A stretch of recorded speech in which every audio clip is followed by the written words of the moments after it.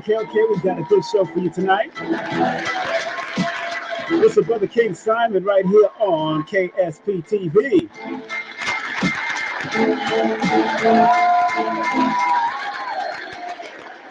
How you feeling? How you feeling? How you feeling? How you feeling? How you feeling? I'm feeling good today. How's everything? Yes. Thank you for the applause.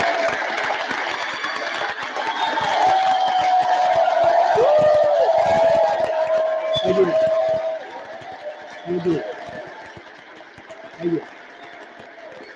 Try my best. I work my best. I work hard.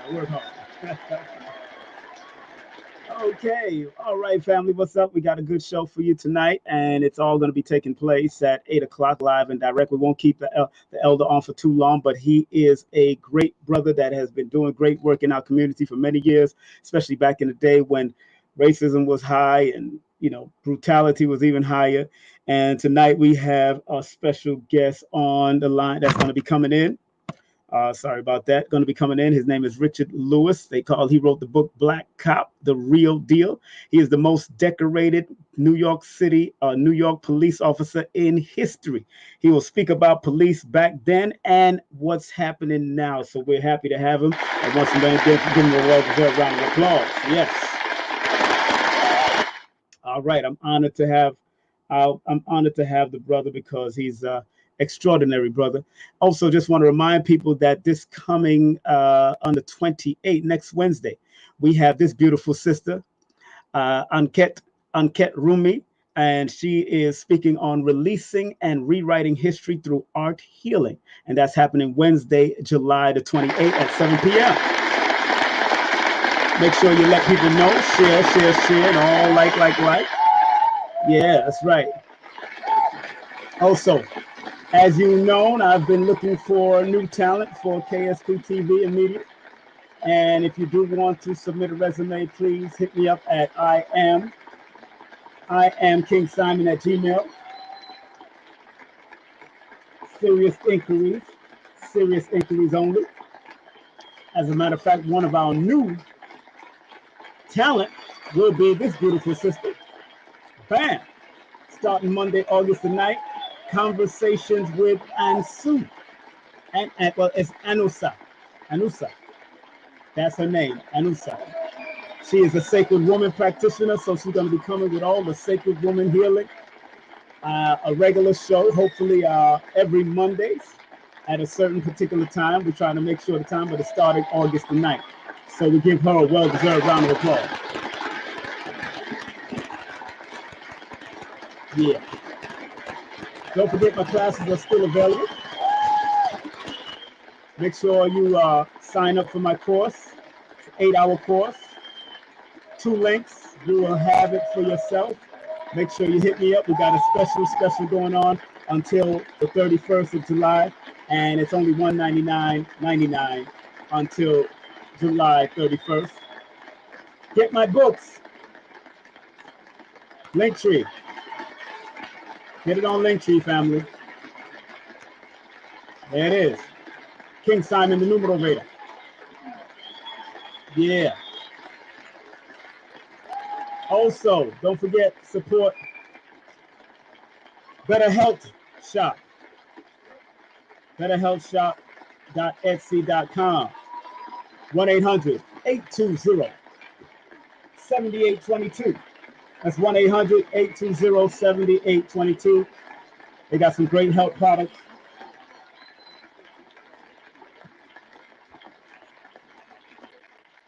Also, who else we got? Support 1 Million Adornments.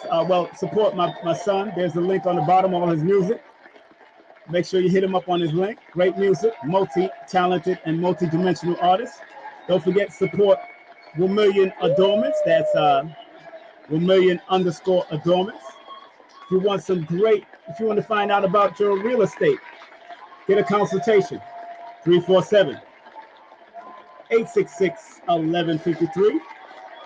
Also, one of my teachers, Lloyd Strayhorn, world-renowned astronumerologist. Hit him up on his website, www.lloyd-strayhorn.com. That's www.lloyd-strayhorn.com. Great books, great classes. Show your love. Also, pedalwise.com for ladies and gentlemen, but ladies, you're having fibroid issues and the likes, make sure you support the sister, and make sure you go to the website and use the 10% coupon code. That's King 2021 to get a 10% off. All right.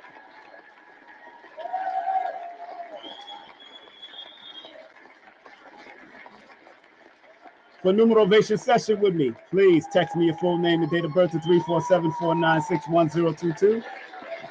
And if you live outside of the United States, use WhatsApp. If you live outside of the United States, use WhatsApp. And of course, as we always do, content disclaimer.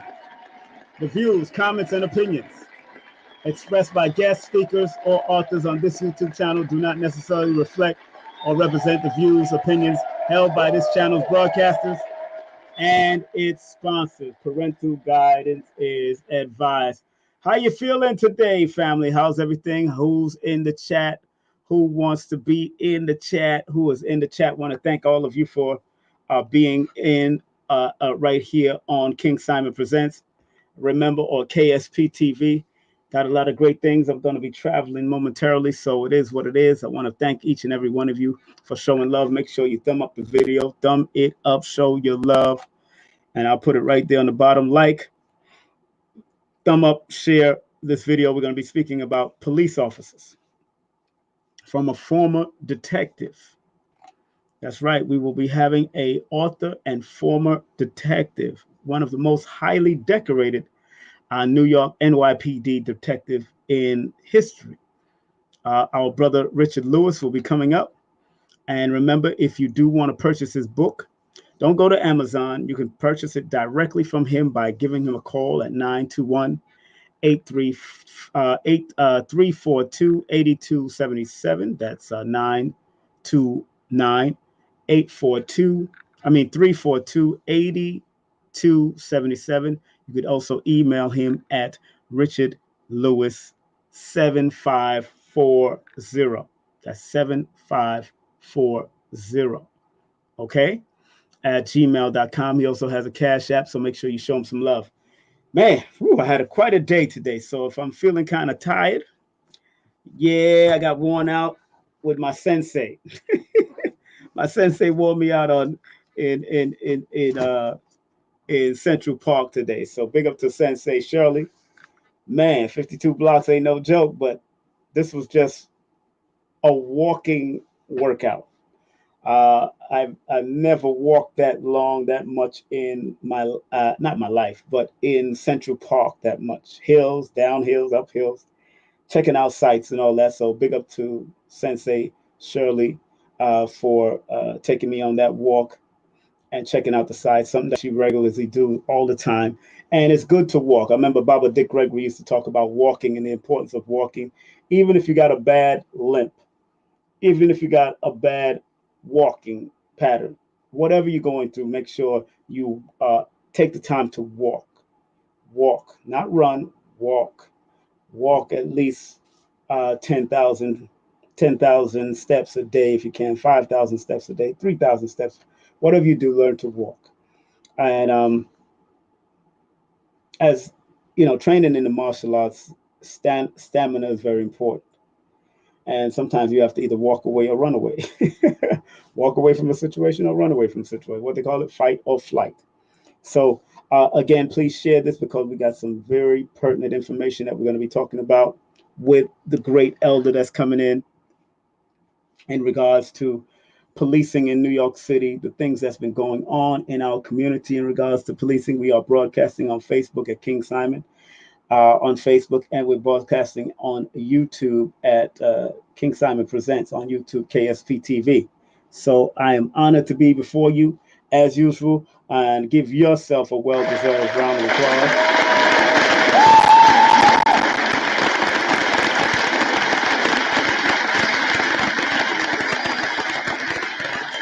Give yourself a well-deserved round of applause. I want to thank you all because I know you could be anywhere else, and it's all right. Whether you want to be here or be somewhere else, it is beautiful because we're still going to put this up on the algorithms and show love and give love from a holistic perspective about policing and those who are inspired to become a police officer and want to help their community and be courteous, protect people and property. That is the job. And you know, me and brother Richard Lewis are going to have the elder going to have a very candid discussion about police officers and what it means to be an officer, not just back then, but now. Again, make sure you. I want to make sure that all trolls are not welcome. Respectfully, this is a troll-free zone. So trolls, please take a stroll and go somewhere else. All right. So I see our elder in the background. I'm going to bring him on. Let me just read his bio, his brief bio in the back of his book.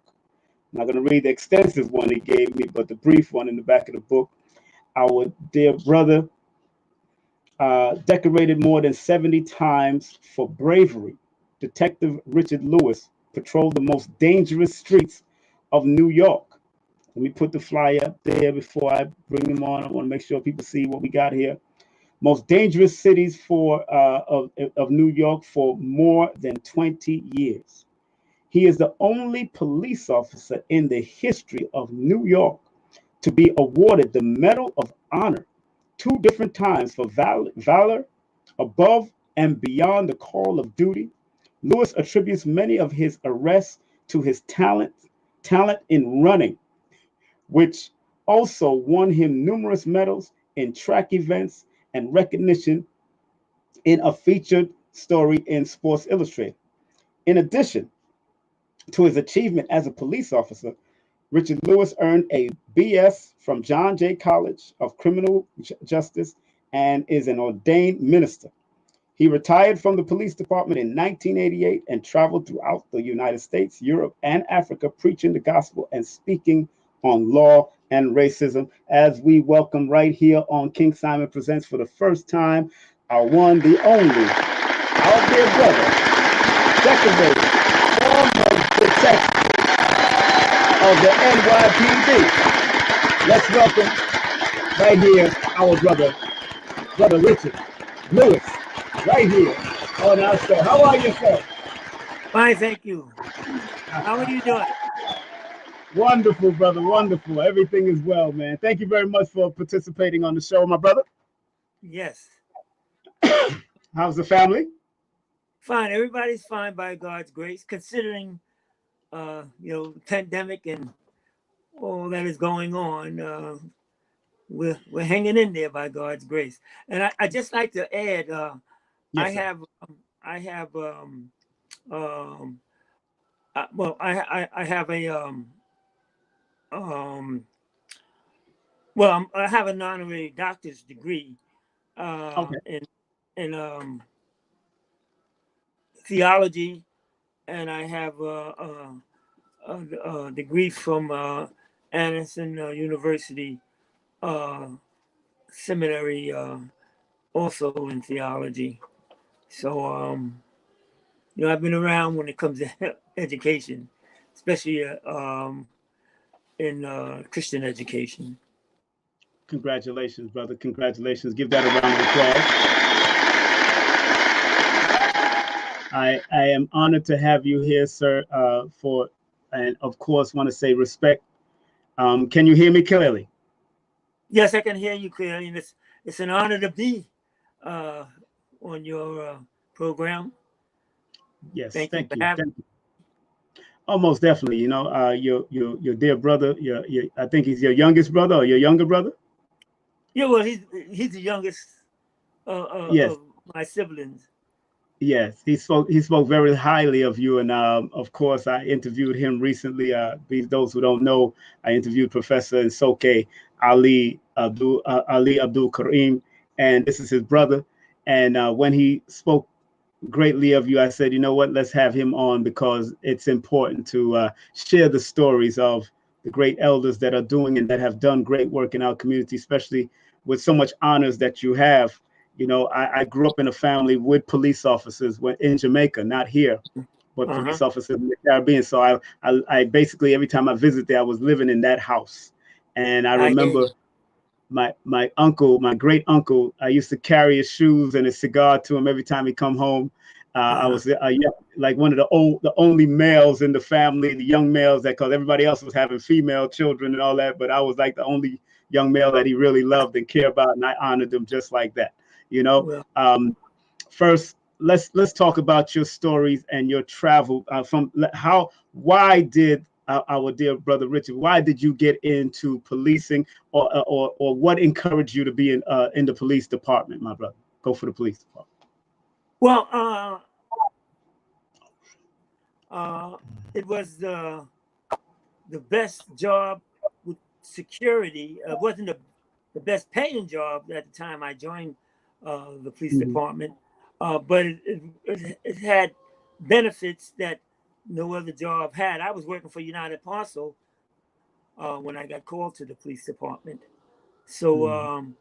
I left United Parcel, which was became a even better job, so to speak, in many ways than the police department. But I also felt that you know, being that my family, or a couple of my older brother and a younger brother, were involved with the police as far as them being mistreated.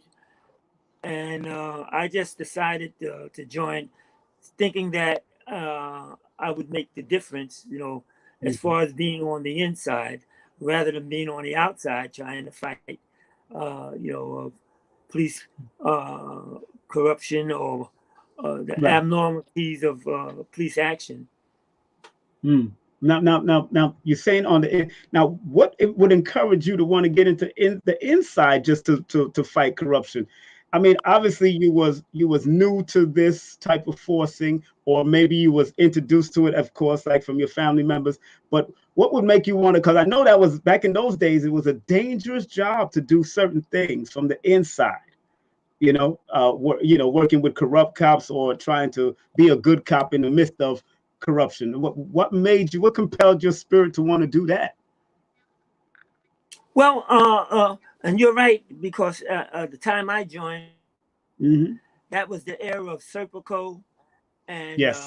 the NAP Hmm. Commission with the 13 Narcotic Division, which of course that whole division they what do you call it? They resolved it because of the fact that that whole division was corrupt. But Hmm. in many ways, I made the difference when it came down to speaking out against racism when it came to police officers that I worked with, or when I came on the scene and white police officers were doing little things to abuse the people that they were supposed to be helping or Right. investigating of a particular incident. You know, I would speak out, you know, and tell them, well, hey, let me handle it. But the best thing I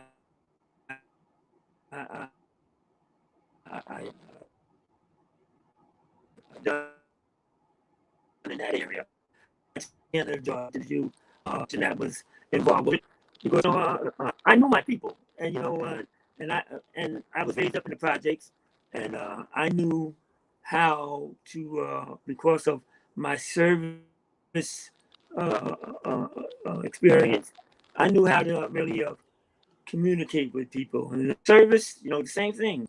I learned a lot during my time in the military, the Air Force, 1966 to 1968, 6 years. So, you know, all that came into play, and plus uh, my upbringing, you know, the environment that I was exposed to. As I said, the police, well, you know, in the projects, raised up in Red Hook, Brooklyn. Right. That time, you know, the police certainly didn't take kindly to blacks in general. So Right. I Right. knew on the end that you can make it, because even though you know the military would. So Okay. I think we have even an. today, Hmm. even today, uh, uh, can you hear me? Yeah, we're breaking up a little, but yeah, I can hear you now. Yes, I can hear Can you you now. hear me now? I can hear you now. Yes. Yeah, you have. I have spoken to any number of black uh, men, black women, and we talked about uh,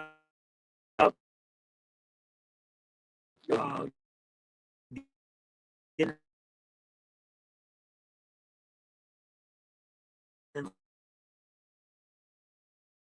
with law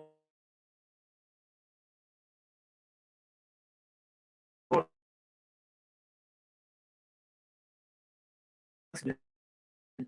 A lot of them are reluctant because of the joint department with the local, even now the capital So it's important, kind of have that kind of mindset to join and know that they could make the difference on the inside more than on the outside.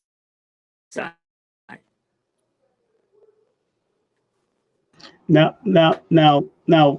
the you know, those that are just tuning in, we are speaking with Brother Richard Lewis. We're speaking to Brother Richard Lewis, author and former and most highly decorated NYPD detective in history. Can you hear me, Brother Richard? You're breaking up, Brother Richard. Hold on, let me move that. And hold on. Our brother's breaking up. Let me see if I can bring him back on. He's breaking up. Hold on. Brother Richard. Brother Richard? The weather might have something to do with the communication that we're having now. Yeah, we having something technical, something going on. I don't know what's happening. Let me check.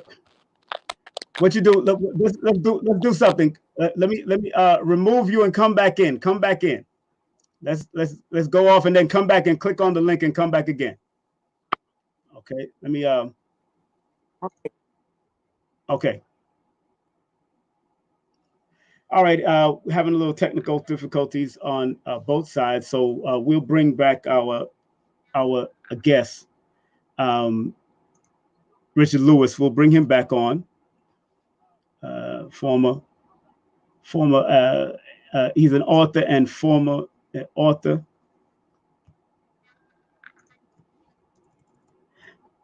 Former detective, former and most highly decorated NYPD detective in history of New York.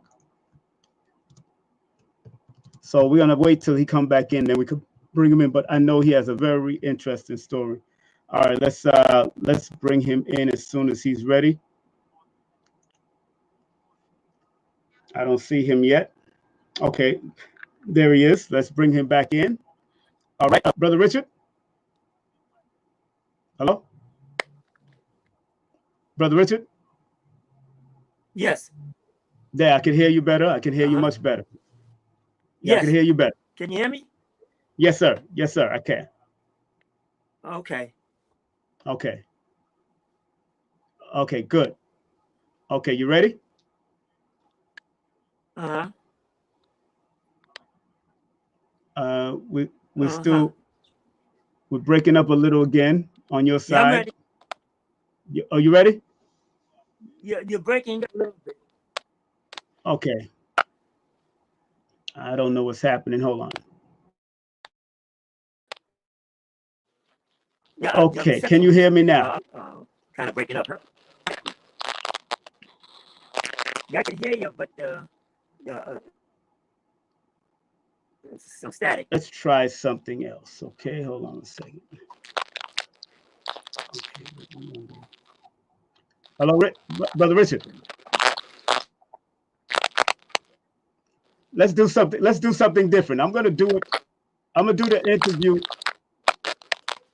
Brother Richard. Okay, what I'm gonna do again? I know what to do. All right, this is what I'm gonna do, family. I keep things moving. I am going to interview him over the phone. It's probably better for me if I do that. Let me interview him over the phone because we are having technical difficulties. So what I'm going to do now, you know what?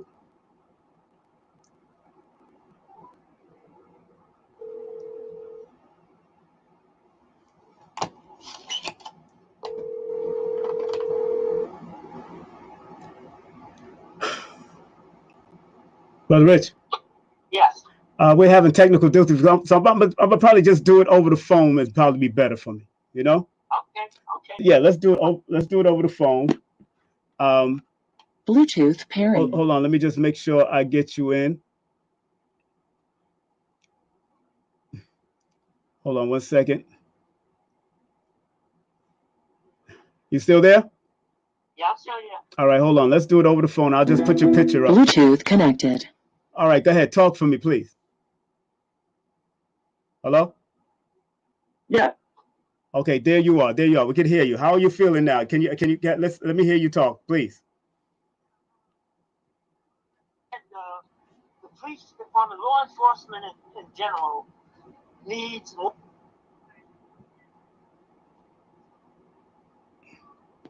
Bluetooth pairing.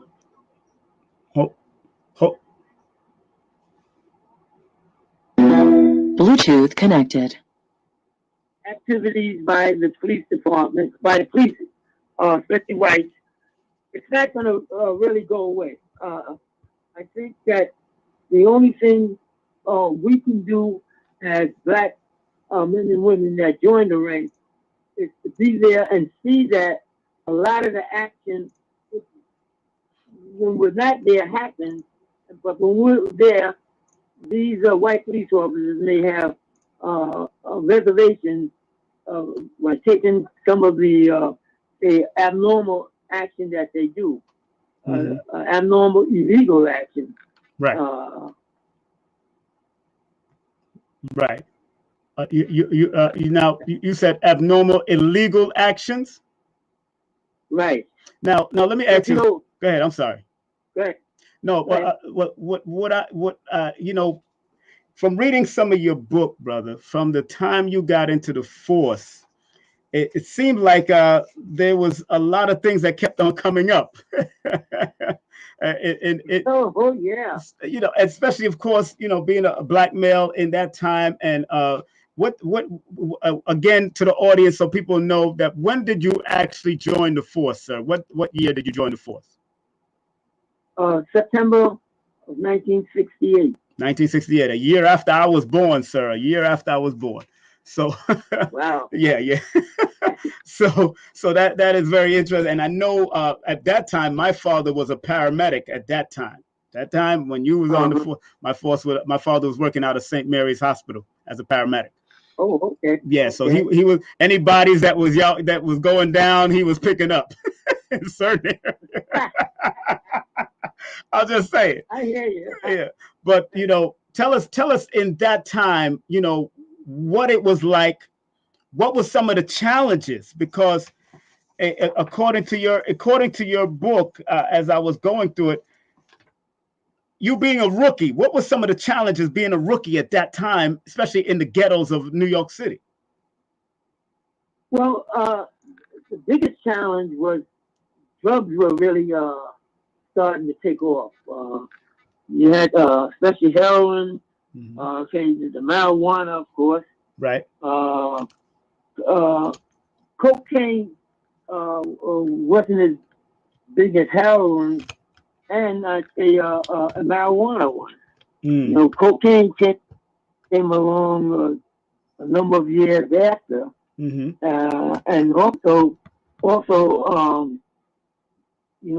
from the cocaine, then crack was introduced to the drug population, and then that really offset the drug trend because of the fact that people got addicted to crack cocaine quicker than they would even get addicted to heroin, so to speak. With crack cocaine, you just take one, using the use or the abuse of it one time could cause you to become addicted. As it was said, one is too much, and 1,000 is not enough. So that's how potent cocaine was. Plus, you have the hallucinogenics. You had PCP. You had what is that? There was another hallucinogenic that they were using. LSD. All these things were really taking off in the early 60s. And of course, it was an extension from the troops that were in Vietnam. They got hooked on it, heroin and, the grass, or they say marijuana.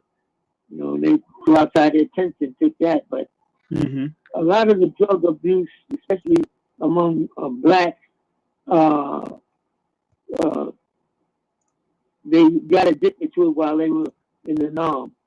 Yes. And the reason why, because proportional wise, there were more black serving over in the Nam than white. And when I say proportional wise, when it comes down to the population, the black population or the African American population, man wise,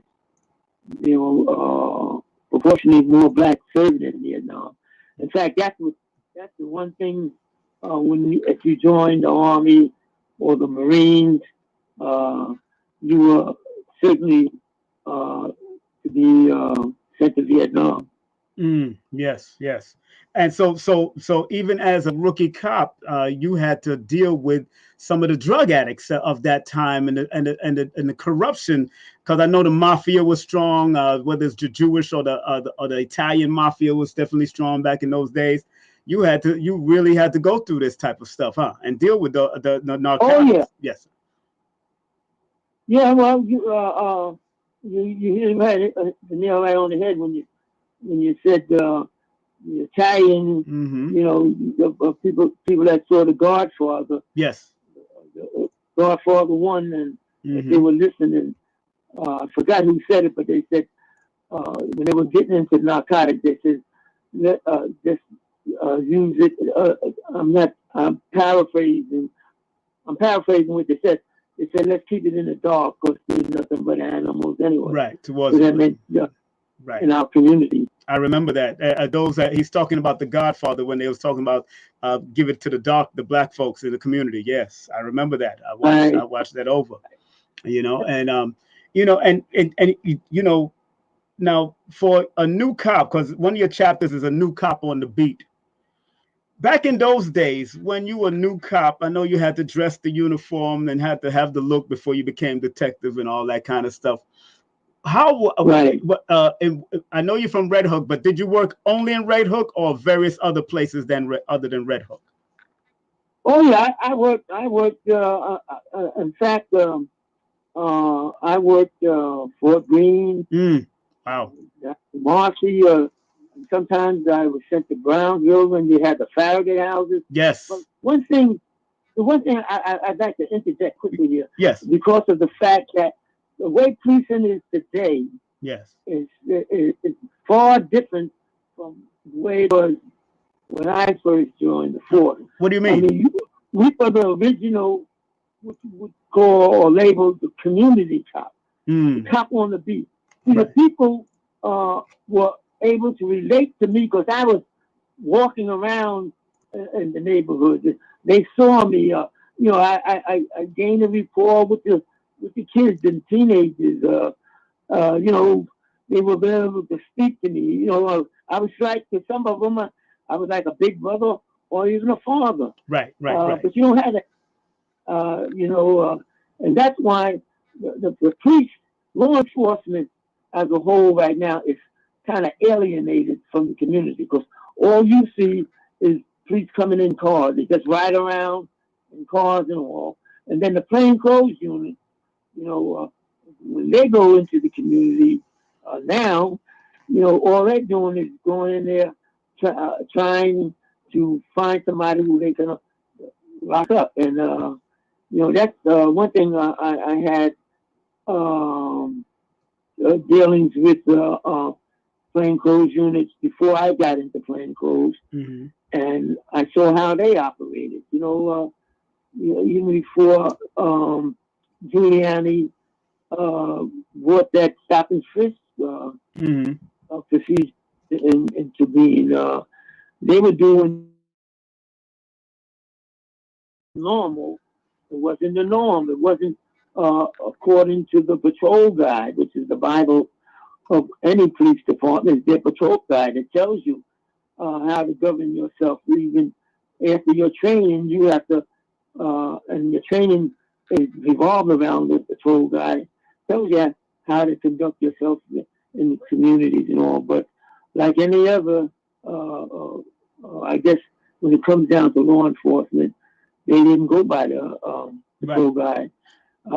They made their own rules up, and they put by what they perceived would be beneficial for them as far as they use the term making collars or arrests.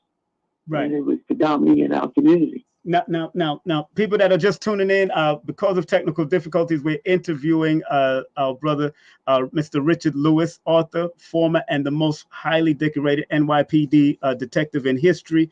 And of course, this is his book that we're showing on the screen. I'm showing his book on the screen. So if you want to purchase it, you can actually purchase it through him, a signed copy through him, and you can purchase it via his. You could call him via the phone, of course. This is his phone number that I'm putting on the screen right now. So people can purchase the book called Black Cop, The Real Deal. Remember, this man is a highly decorated officer of that time for 20 years and many honors, of course, medals of honor, of course, of valor and all that. Remember, purchase the book Black Cop. You can contact him at 929-342-8277. That's 929-342-8277. Don't call him now because he's on the phone with me. All right. But do email him at Richard Lewis. That's right. Richard Lewis 7540 at gmail.com. That's Richard Lewis 7540 at gmail.com. And his Cash App, where you can pay for the book, is, of course, $J32U212 great. That's J32U212 great. Now, there's a part of your book where you said where terror reigns supreme. Now, was there a tactic in the police department of using terror in the community, sir? Yeah. And especially when it came down to the plainclothes units, Yes. They would just arbitrarily go into a given black community, and most of them were manned by white officers.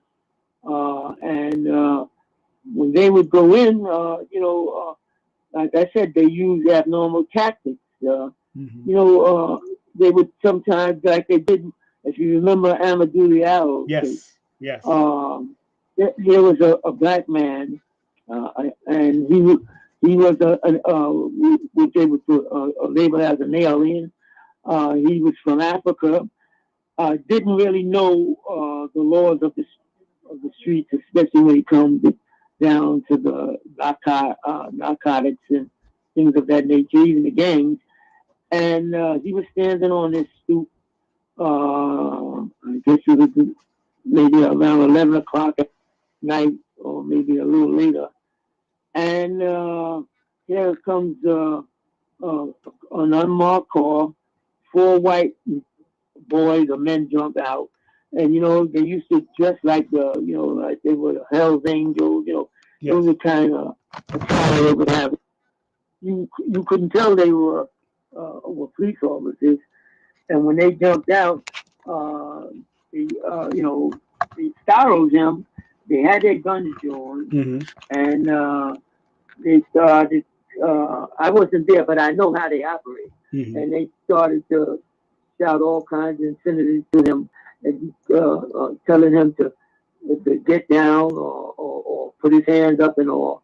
And he panicked and he ran and they shot him. Now what they were doing, they were playing what I label as the law of averages. If you search 10 black men, 10 black young people in a community, young men, you bound to find maybe 1 or 2 that had something they shouldn't have on them. Right. And that's how they explain it. Right. And then when, like I said, Amadou Diallo, he ran, and one of them fired a shot at him, and they all opened up on him. And then they lied. And when it comes down to police officers, like in my time, the judges, I always label they were just as crooked as the police, the judges and the DAs, because the police can go in, the policeman can go in, officer can go in and tell them a story, and they accept it. And it could be totally the opposite of what was the truth, but police officers knew that even now, same thing. The white police officers know that they can do something that was out of the norm and would even constitute a crime and lie on the person and get away with it. But the only thing that's saving people now is the cameras. When I mean people, is keeping them from getting falsely accused, and now the truth's coming out. And now they even, I heard they're trying to do away with you taking pictures of a police officer in the performance of his duty, even though it may be something that would constitute criminal activity by that particular police officer or police officers. They don't, they're trying to test law that you can't film them and perform the duty. But then why do they have these what you call personal cameras on that they carry? Right, right. And, you know, sometimes they have cut the cameras off. But with Terrorism Supreme, also in the book, I'm addressing the drug scene. The drug scene. And the arbitrarily black on black crime, shootings, and it certainly has it's out of hand right now in certain communities in certain states, you know, Chicago, and even now in New York and the Bronx and other Detroit and other Philadelphia. It's just terror that is being perpetrated by blacks on blacks, and all that happened. Right. Even with George Floyd and Rihanna, all these things that the police have done to us is be a wake-up call to our young men that are out there abusing their own people, right. Whether it be a shooting, or whatever the case may be. Right. The terror is caused not just by rogue cops, but by our own. Yes. That's where terror reigns supreme, and that's something that was included in my book, because I want the people to know. Yeah. It's not just in the past. Right. It has escalated from the past to what we have today. Right. Right. That's right. That's right. And that's interesting, because today, you know, we're seeing a lot of that still happening. And it seems like the judges and the lawyers and the police officers are all working together to. Yeah, well, you know, if I may, you know, one of the bureaucracies, as I name it, that has slipped under the radar is the court system. Yes. Yes. It's the court system. The court, the judges and the DAs have, in many ways, killed more black people in the sense of taking black fathers from their families. Now you see a lot of what's happening with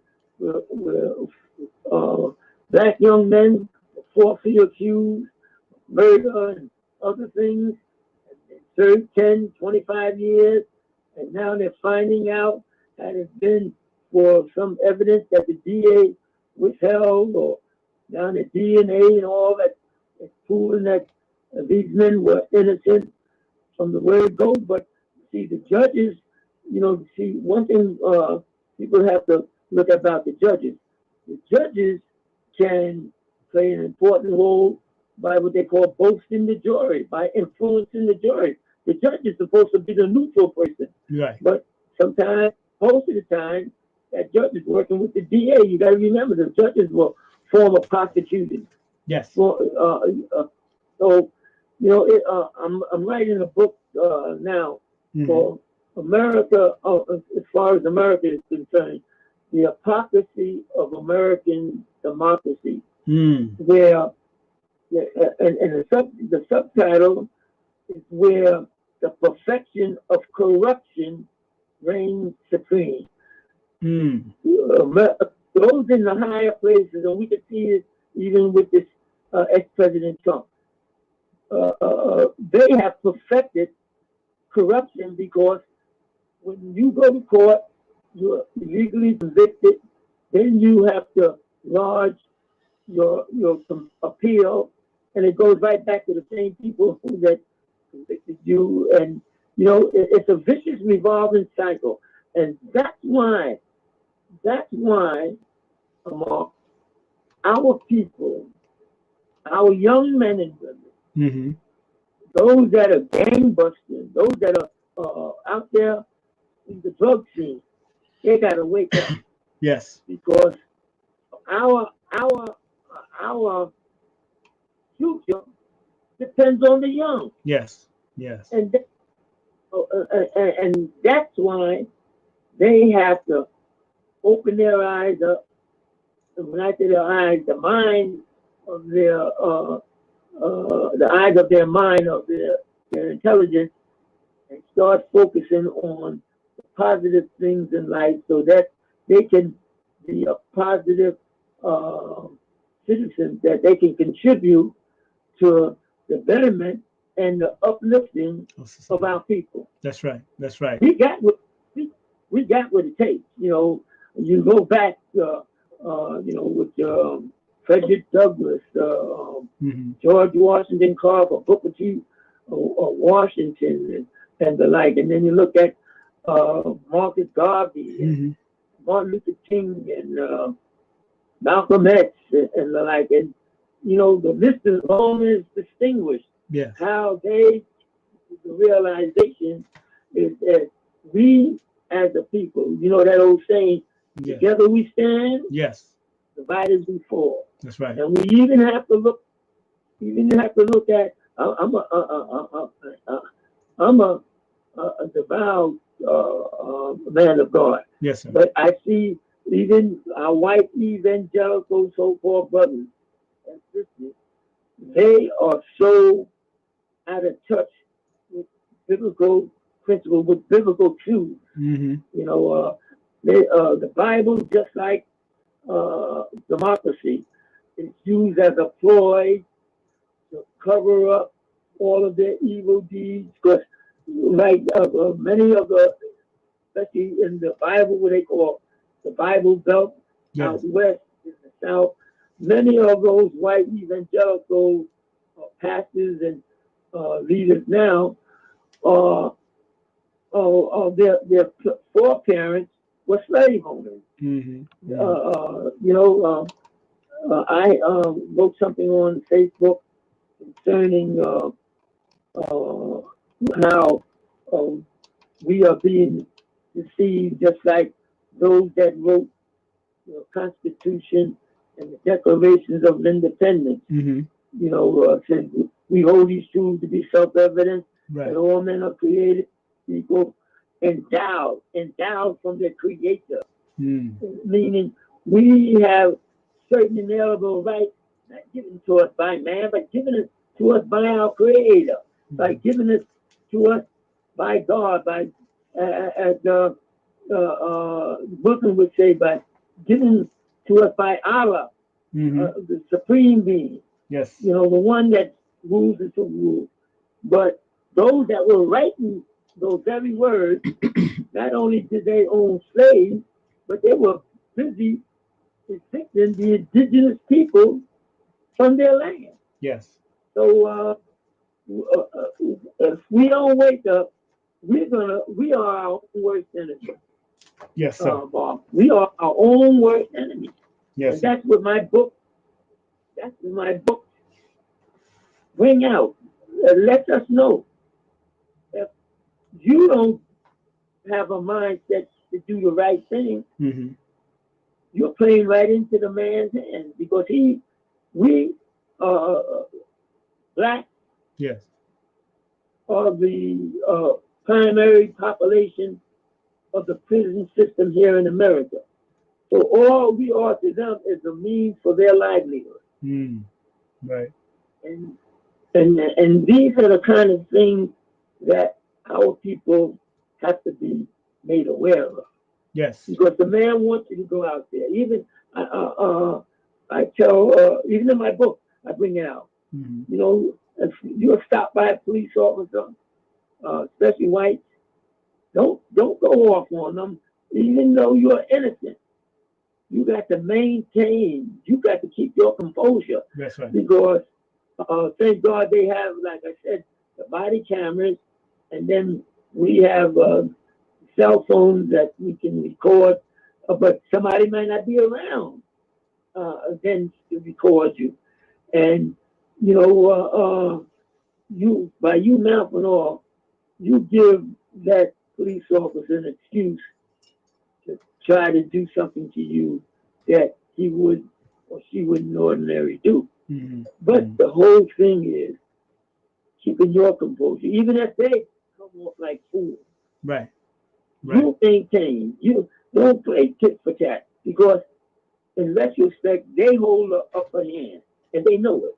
Mm.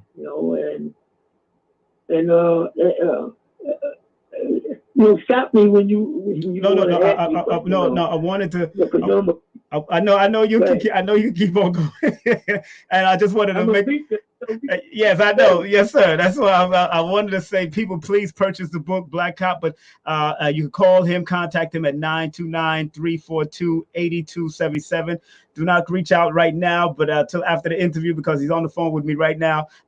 But you can email him at richardlewis7540 at gmail.com. That's richardlewis7540 at gmail.com. And of course, his Cash App is also on the screen. We are speaking with Reverend Dr. I want to make sure we clarify that. You're Reverend Dr. Richard Lewis, author and former and most highly decorated New York City Police Department detective in history. Now, I understand you also wrote a book called From Terrorism to Tyranny. Let's briefly speak about that, because that was right around the 9/11 attacks and all that. So what was that book basically about? So we can have people contact you for that book also, if you still have that book in print. Oh yeah. That book entails my response and my working down the ground zero. Okay. But what I did was I done a lot of research, and I addressed the terrorism that occurred on 9/11. Right. But I also went back and I opened up how America had been terrorized by the likes of Israel. When they people don't know that. Right. How they bombed in the Suez Canal, they bombed the American naval vessel, the Israelis, called the Liberty. Wow. And a number of our sailors were killed. In fact, the survival spouses and relatives of those sailors that got killed, they had a class action suit against the nation of Israel. I don't know what was the outcome, but even with that, people don't understand how Bush, after that, how Bush and Cheney and the like, they didn't pursue bin Laden. They used that as an excuse and jump on Iraq.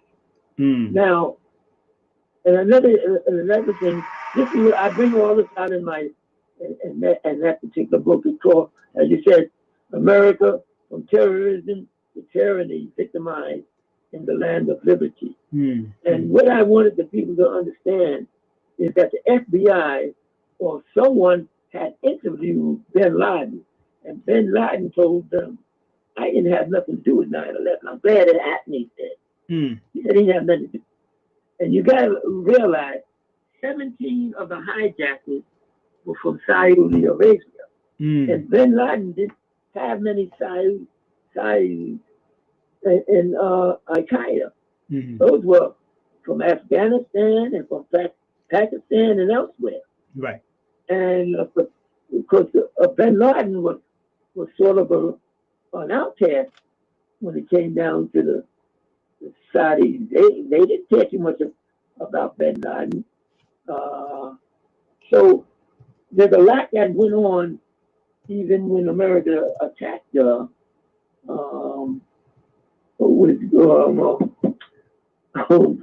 Hussein in Iraq. They had caught I think something like 3,000 Taliban too, and they put them in these, these containers that you see on ships. They had them corralled, and I don't know how many containers, but over there in Afghanistan it was hot, and they had those men corralled up in these containers, and they were grasping for air, and it was hot, and one of I think it was a lieutenant, or I don't know what his rank was. He was in charge of these captive Taliban, and they had Iraqi troops or Afghanistan troops with them, and they told them to give them air, open up, and you know what they did? They machine gunned those containers and killed. They massacred. I don't know how many hundreds of thousands. Right. It was printed in the British newspapers printed it. But those are the stories. Wow. And even more, I have that. Wow. That was the aftermath of 9/11. Yes, sir. Yes, but sir. I talk about 9/11 and people that lost loved ones and how those people communicating with their loved ones. Those people on 9/11, they were, sometimes you hear the saying, well, he was in a life and death situation. Those people were in a death situation. The only way out was death, and that's what happened because they couldn't be rescued. There was fire beneath them, and they were so high up that the firemen couldn't get to them. And then when the time came to the time when they saw the building was getting ready to collapse, yes, 5 police officers got trapped in there. That's why 323 or 26 firemen were lost. The Port Authority lost 36 police, and the New York Police Department lost 23 police officers. But I talk. Say it again. And then I have a my second book was America from Shackles to Handcuffs. My quest for truth. Oh wow, America. It's a follow-up of Black Cop. I mean, one thing. Let me just say this: I wasn't too well liked by the system. Right. Even in the military, I spoke truth to power. I was from New York. I didn't take a racist abuse. I stood up against it. I paid for it. You know what I mean? I mean, they tried everything they could to maybe give me an Article 15 or disarm or discharge, but God didn't let them do that to me. What was that other name of that book? America from what? Shackles to what? America from Shackles to Handcuffs. To handcuffs. My quest for truth. I take us all the way back to slavery and show you how slavery to modern times, how we went from so-called, the shackles that they put on us in slavery, and now the shackles turned into handcuffs. But we've been handcuffed ever since slavery, during the Jim Crow. Even now we're handcuffed because even what the Congress is trying to do by disenfranchising us from voting. So all of my writings and probably other Black authors that have mindset to speak truth to power, we wrote in a manner so that we can continuously educate our people, inform our people concerning what we've been up against, what we are up against now, and what we're going to continuously be up against. But when you know your enemy, then you know how to deal with it. The last point, sir, because it is now 5 minutes before the hour of 9. I just want to remind everybody we're speaking with Reverend Dr. Richard Lewis, author, former, and most highly decorated New York NYPD detective in history. Please purchase his book. We got one of his book is on the front of the page. But the first book was Black Cop. The second book was America from Shackles to Handcuff, as you see on the front page here on the screen. And the other one is From Terrorism to Tyranny. Of course, you can buy all his books directly from him by contact him at the number on the screen and via the email on the screen. And you can actually use Cashapp and any other means he might be able to discuss with you, because he has an assistant that helps him with any other means. But one thing before we move on, Reverend Dr. Richard, speak to some of the young cops out there now that may watch this program later on, because it will be rebroadcast over and over again on YouTube and on Facebook. Speak to some of the young cops, and what do you wish for them to do? How do you wish for them to band together, especially the ones that are good cops that really wants to see a change in the NYPD and the police around the world? What would you say to them right now, sir, before we finish? Well, right now, I'll be speaking, addressing predominantly black, but the white good police officers are included in what I was about to say. Yes. You are a professional.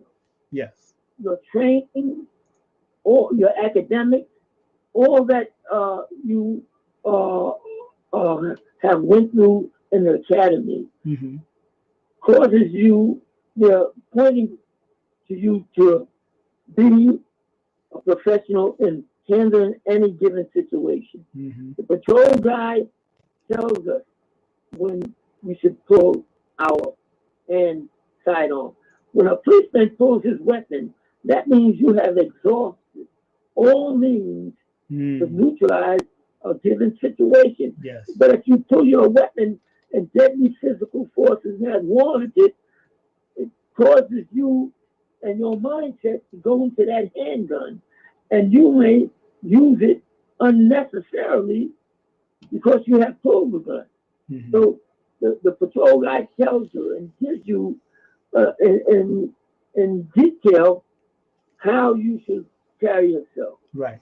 The main thing is you have to be sensitive to whatever community you are patrolling, even black and a white community. You have to be sensitive to the people.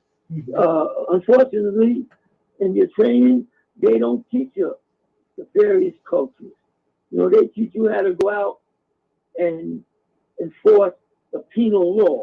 Right. And one thing, let me just bring this out, Mark. One thing, we are sworn, even military. Yes. We are sworn to uphold and to enforce or protect the Constitution of the United States. But the police officers, even soldiers, are not given constitutional law. You know, we don't know nothing about the Constitution unless you go to college, John Jay College, or one of the law colleges and study constitutional law. Right. So that's another thing that should be brought to whoever has something to do with giving them some sort of curriculum, constitutional law. But the main thing, I have been all over the world speaking to most of my accomplishments in New York City Police Department. I was in Germany, in Ghana, and in France, and several other places in Canada, speaking to police officers and across this country. Right. I always tell the police officers, don't bring your home problems on the job. Don't bring your race. You may be biased and racist. Don't let that interfere with your professionalism and you doing the right thing. Because if you're going to let your racism and your bias interfere, then quit the job. Get off the job. Right. Get out of the way and let somebody that wants to do the job to help the people in the community that they are assigned to patrol. You're there not to arrest people, right, but to help people, to be and so to speak, a father to children without fathers. Yes. To be big brother for those that don't have big brothers. Right. So be a source. You're an extended hand of the government. Yes, sir. Yes, sir. You should govern yourself accordingly. Yes, sir. Well, you know, let's give you a round of applause, my brother. Thank you very much for coming on our show. I want to thank you and your brother for what y'all do in our community many times and numerous times. I want to remind everybody we were speaking with the one, the only Reverend Dr. Richard Lewis. He's an author, former and most highly decorated NYPD detective in history. Please purchase his books. He don't just have one book. He has numerous books. And don't go through Amazon. Go through him directly. The book is called Black Cop, The Real Deal by Richard Lewis.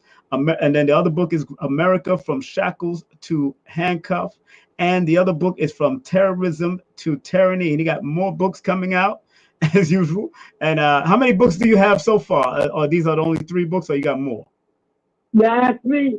The publisher has my 4th book. Okay. It should be published soon. My 4th book is based on theology, but it's important because of how people are abusing the word of God today. You know. Right. It's a lot to decide. That's why you have these so-called Christians supporting Trump and saying Trump was God sent it all. Well, that's another program. That's a whole nother can of worms, sir. Let's not open that one. That's a wake-up call, though. Yes. And like I said, I have so many. I got 3 of them that I have completed, but I have to get them. The one is called Deceived from Beginning to End. Why everybody talking about heaven isn't going. Man, and it's deep, and these books are not based on my own intuition. It's based on my scholarly, my biblical scholarly studies. And so it's important because people are being misled. They're waiting for the Antichrist, and the Antichrist is in the White House, if they didn't know it or not. The Antichrist is in Congress. You know, the Antichrist is on the police department. Jesus is not for me and you're against me. And there's a lot to be desired. So I appreciate you giving me the opportunity. Appreciate you, sir. To be on your show. Hopefully your people, your listeners will, take heed, continuously listen to you. Yes, sir. Because you're bringing them things that they need to hear today. Yes, sir. They might not hear it on CNN. That's right. And you see, That's right. But you right down in the community with the people. And, yes, sir. And I applaud you and take my hat off to you. Thank you. God bless you, and I thank you for affording me this opportunity. Greater bless you too, sir. Thank you, man, and be safe out there, and thank you for all you and your family's doing, man. Thank you, and have a great evening. Okay. Right, and I'll just put this before you, or run this before you. I'll veil myself again. Maybe next time we'll have a better communication. Yeah, no problem, no problem. Next time. This has been good. I'm glad we was able to at least do it over the phone. Okay. Yeah. All right. God bless. God bless. That's right. Okay, family. That was our dear brother Richard Lewis. That's our Reverend Dr. Richard Lewis, former police officer, detective. Great brother, of course, great brother of Ali Abdul Karim, and Ali Abdul Karim. Of course, I had him on recently, and make sure give that a round. Get those applause buttons up. Yeah, there you go. All right, so that was it. We had some technical difficulties, but it's all good, family. Make sure you support his book, Black Cop, America from Shackles to Handcuff, and From Terrorism to Tyranny. You can give him a call right now at 929-342-8277. That's 929-342-8277. Richard Lewis is his name. Of course, his email is richardlewis7540 And his Gmail is at Gmail, of course, Richard Lewis 7540 at Gmail. Cashapp $J32U212. Great. Make sure you hit him up. All right. Let me see here. Wonderful. There you go. All right. Thank you. Okay, so we're going to get ready to close out. I want to thank each and every one of you that was able to tune in. Make sure you support the Bible's book, the Elder's book. And, of course, just want to remind y'all, I'll be out of town, but I will be broadcasting this show coming up on the 28th, July 28th. That's coming up. Wednesday, July 28th. So make sure you support that. That's coming up. That's and Ket Rumi, releasing and rewriting history through art. She'll be coming up. Beautiful sister. Also got new program coming in. New program called Conversations with Anusa. That's right. Conversations with Anusa is supposed to start Monday, August the 9th. Hopefully, we'll get all the technical stuff going on her side and my side out of the way, and we can make it happen. People want to take my class. There's the classes right there. Take a snapshot of it if you want to take a class, if you want to take my course. This is my course. It's available right now. Two links, nine chapters, 9 courses, nine segments. And the early bird price was $222.22.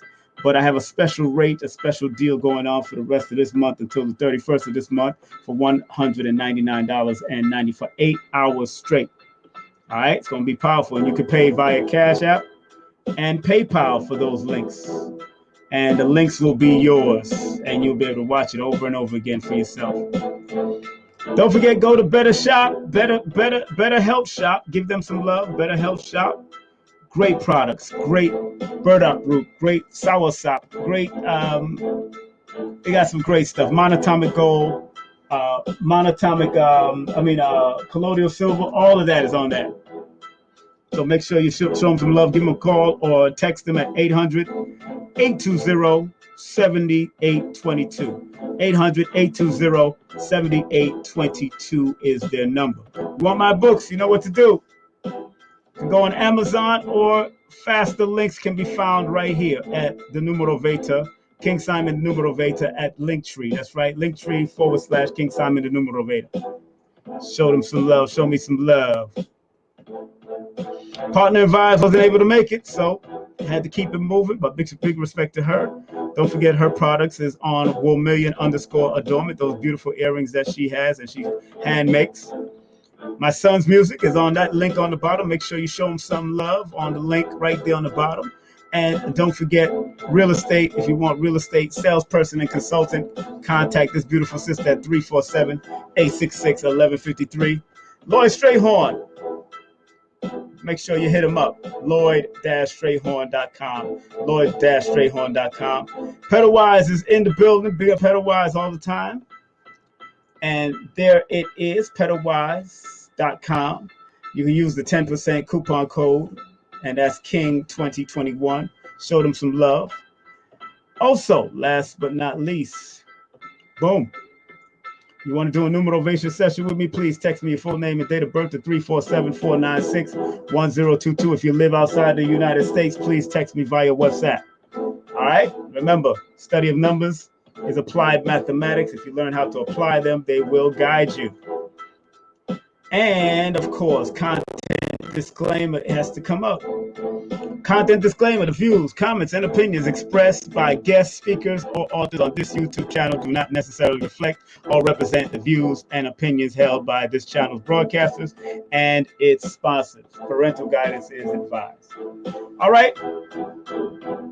Thank you very much. Thank all of you for coming in. We're going to close out with a prayer as usual. Yes, okay.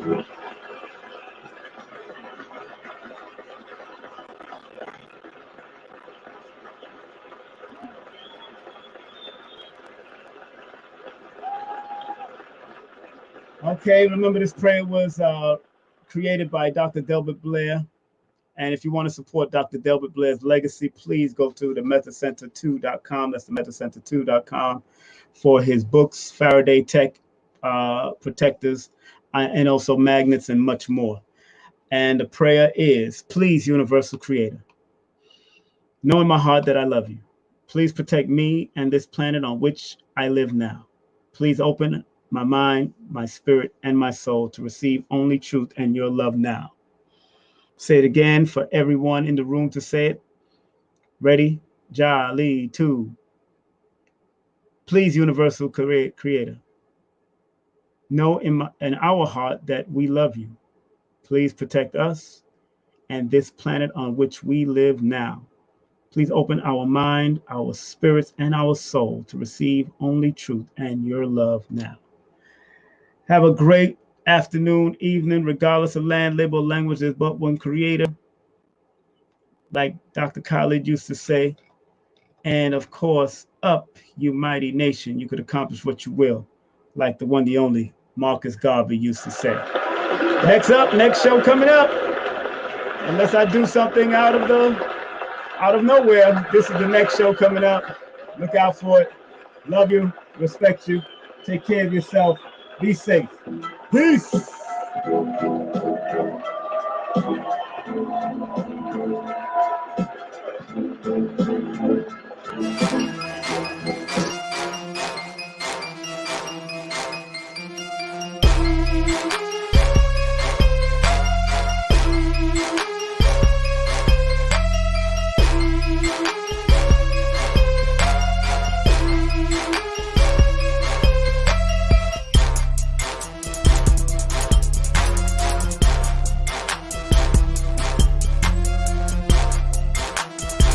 Hey, this is King Simon. Remember, make sure you go to my website, kingsimonproductions.wordpress.com. That's kingsimonproductions.wordpress.com, or Linktree at King Simon the Numerovation. Get all 4 of my books, and of course, that's the Numerovation for mental stability.